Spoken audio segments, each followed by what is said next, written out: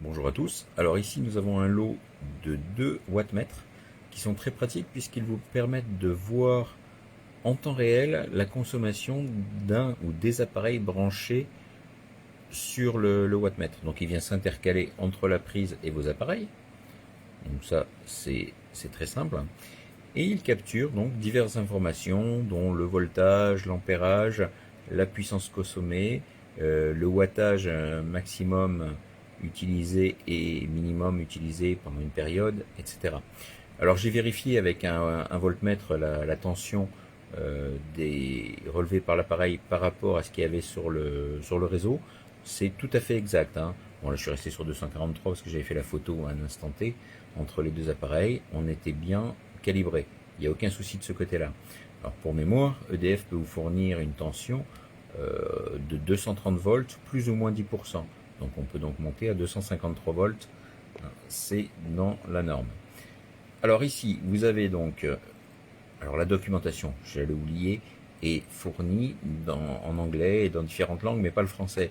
Mais comme les unités sont indiquées sur l'écran, franchement la doc n'est pas indispensable. Sauf peut-être si vous voulez rentrer le prix du watteur. Alors ça vous pouvez le faire. Le seul inconvénient c'est que j'ai pas vu de gestion heure jour, heure nuit. Donc moi je m'en sers pas parce que comme j'ai heure jour, heure nuit, les tarifs divergent et bon, avoir un prix qui soit incorrect ne me sert à rien. Donc ce qui m'intéresse le plus c'est la consommation en watts de certains appareils comme les ordinateurs, etc. Ici vous avez le temps de fonctionnement, donc là on voit qu'on a 6 minutes. Ici vous avez le voltage instantané, donc à cet instant T on a 242 volts, hop, 241,8, vous voyez ça fluctue, c'est normal. La fréquence, en appuyant sur fonction, je vérifie l'ampérage instantané, donc là je suis à presque 0,5 ampères de consommation. Ici on a donc la plus basse consommation en watts depuis les 6 minutes 23, donc 117 watts. Ici la plus grosse, on est monté à près de 150 watts.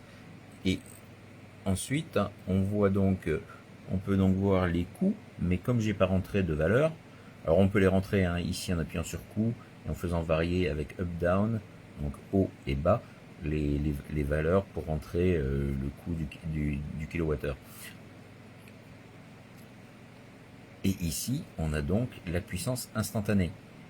Donc là, je consomme 118 watts, 117,9, etc. Vous voyez, ici les kilowattheures, et on revient à l'écran de départ. Donc franchement, ce sont des appareils qui sont précis. Ils supportent un peu plus de 3600 watts de mémoire. Ça doit être indiqué quelque part. Ah ben voilà, derrière. Voilà, 3600 watts, 3660 watts. 16 ampères. Voilà. Bah, écoutez, moi j'en suis satisfait en tout cas, ils donnent des valeurs précises pour ce qui m'intéresse.